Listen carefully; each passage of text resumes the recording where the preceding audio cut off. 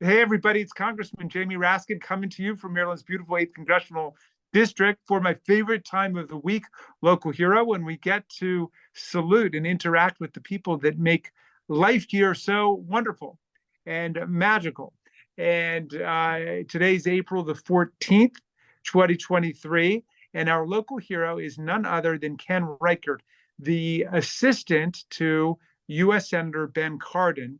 And Ken has announced his retirement. He's going to be leaving this week after a very distinguished and passionate career with Senator Cardin and in public life. I can't imagine he's going to be really vanishing, but he spent 17 years working for Senator Cardin here. And before that, he was the Assistant Secretary and Labor Commissioner for the state of Maryland under Governor Glenn Denning.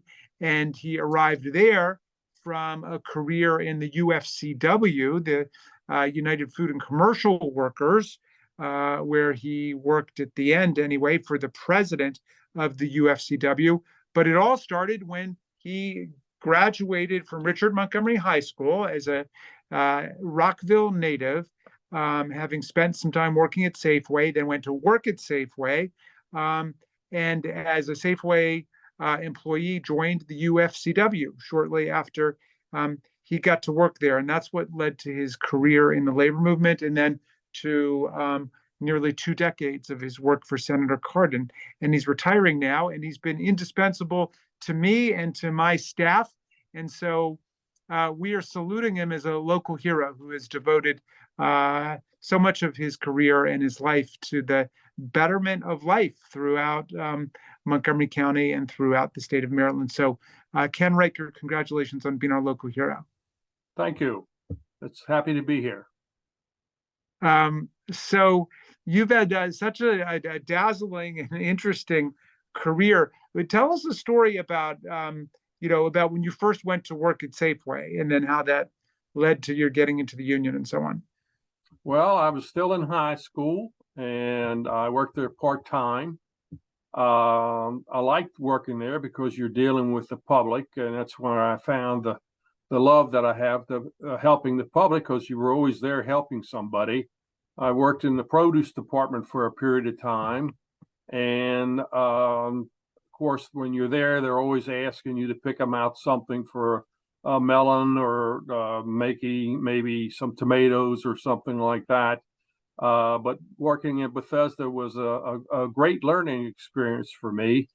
And from there, I went full time. This was Safeway on Bradley Boulevard in Bethesda. That's correct. The Safeway store is still there. And when they remodeled that store quite a few years ago, they used a good bit of material from the old store and the new store. The glass, for instance, is all the same glass that was there when I worked there.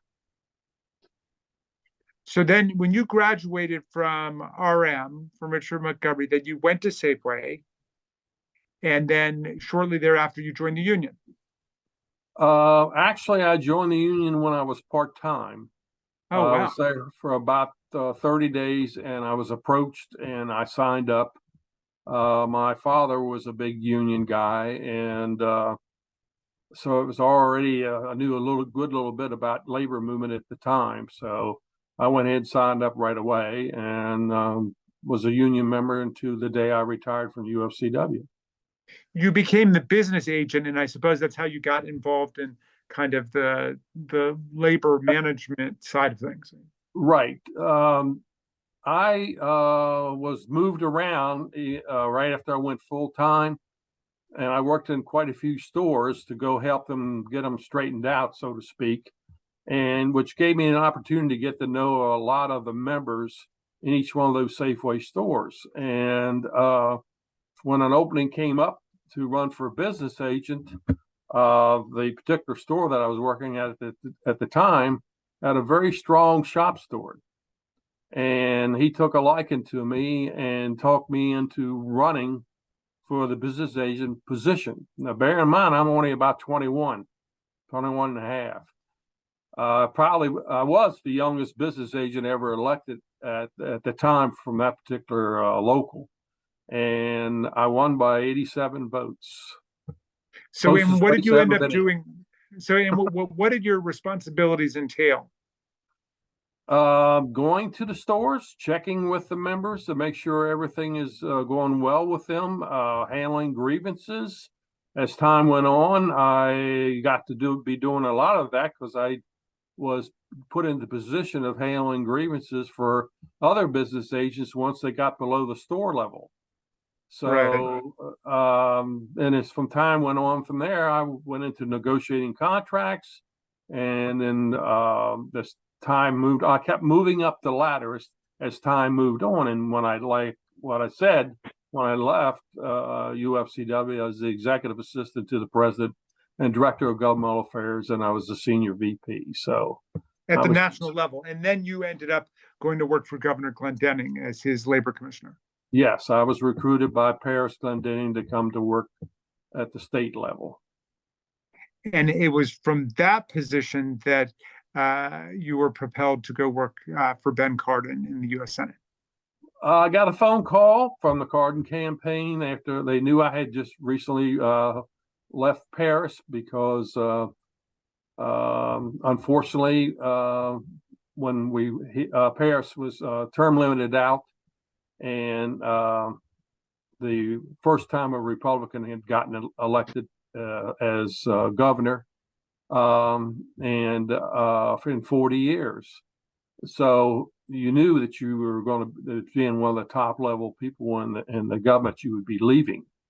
And after they let me go, it wasn't pretty widely known that I had been let go. So Ben decided he was going to run for the Senate, and I got a call from the campaign. I went and talked to Ben, and they brought me on to run the Washington metropolitan area. I had the 3 counties in the south, the 4 counties to the west, Montgomery and Prince George's County, were my responsibilities. When Senator Cardin was elected, you became his assistant. And how would you describe what your duties have been since then? Oh, well, my duties not only are to take care of the people that I serve in Montgomery County, but because I had a statewide base with my time with UFCW and with the Department of Labor License Regulation at the state level, I had lots of connections. So I might be sent up to Frederick County to talk to the agricultural people. You might find me down in Calvert Cliffs talking to some of the environmental people. You might find me just about any place in the state doing special assignments for the senator. Yeah.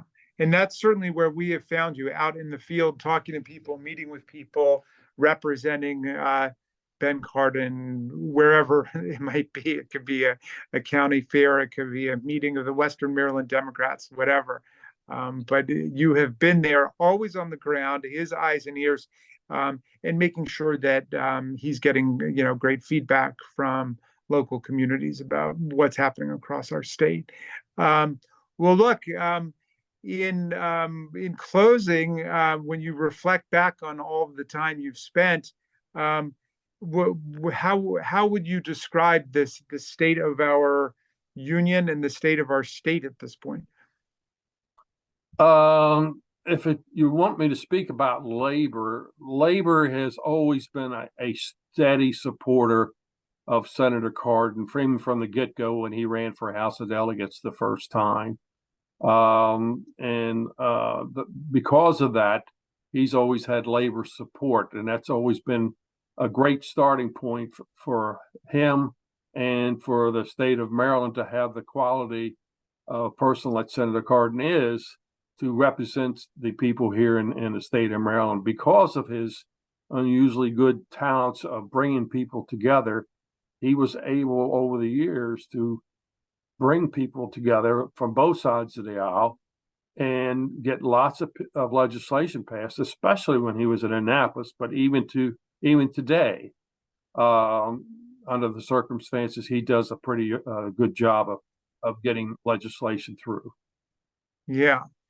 Well, look, we want to salute you on a really terrific career and for all of the service you've rendered to the people of Montgomery County and the people of Maryland. in your various capacities and in your work for Senator Cardin. So thank you, Ken, and thanks for being our local hero this week. My pleasure. Have a good day.